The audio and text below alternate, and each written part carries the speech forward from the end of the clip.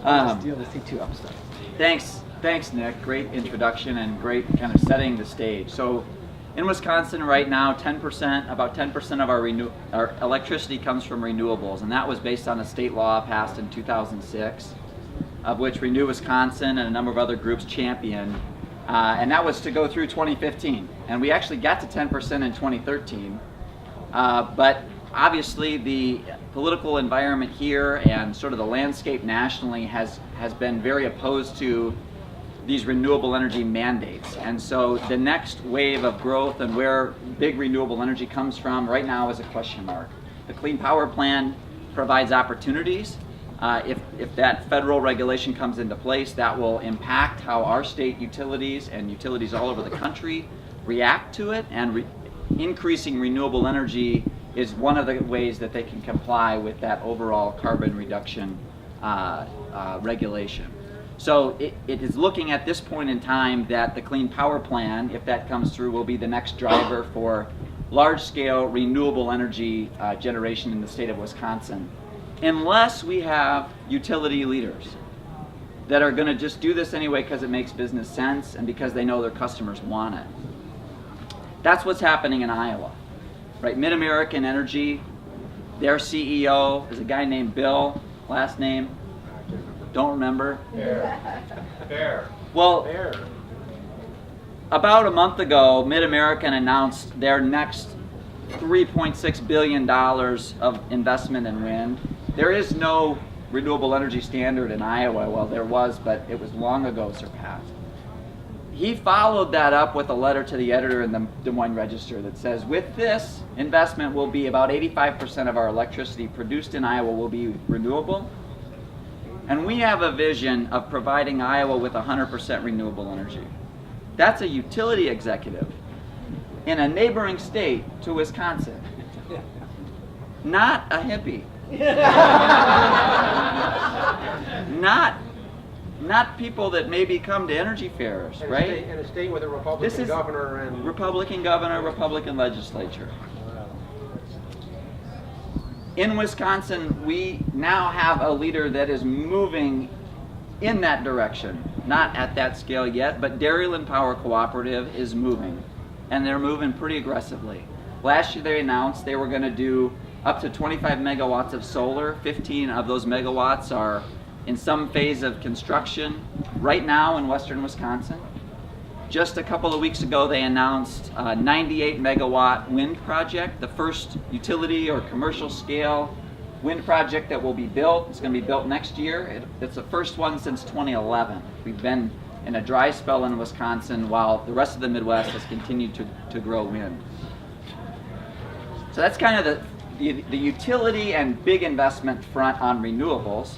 And then you've got this whole other world, which is the distributed energy, customer-owned businesses, homeowners, nonprofits, sort of taking their energy future into their own hands. And solar is the most prominent technology enabling customers to do that at this point in time because the pricing is by far the best. And that world has been a pretty rocky one, an up and down one in Wisconsin over the past 5 years. We've had a Focus on Energy program that provides rebates, so it's marketing, it's education, but it's also a cashback rebate.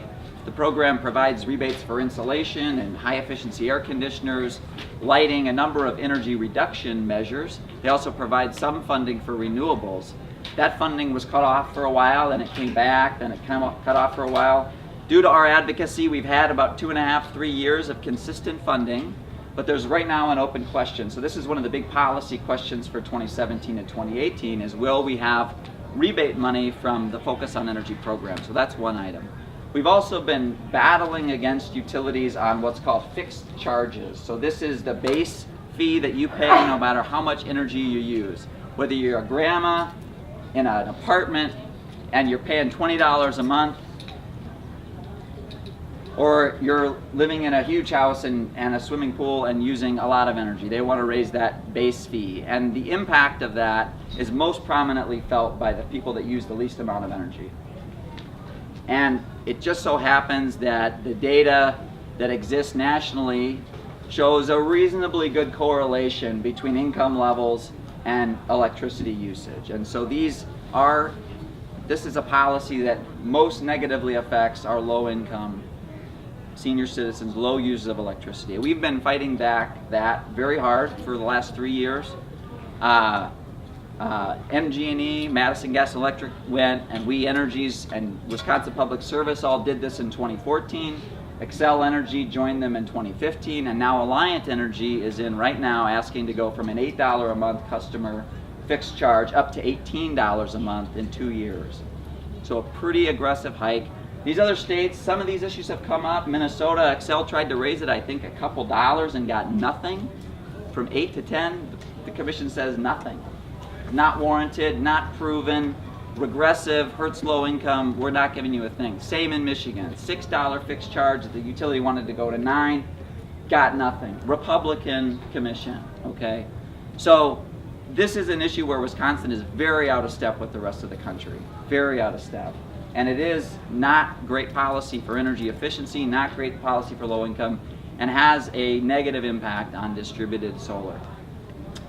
We Energies also attempted to get a charge on distributed generation customers, and I'm really proud to say, along with the Alliance for Solar Choice, which is a national organization, and Renew Wisconsin, we took that approved rate to court and we won.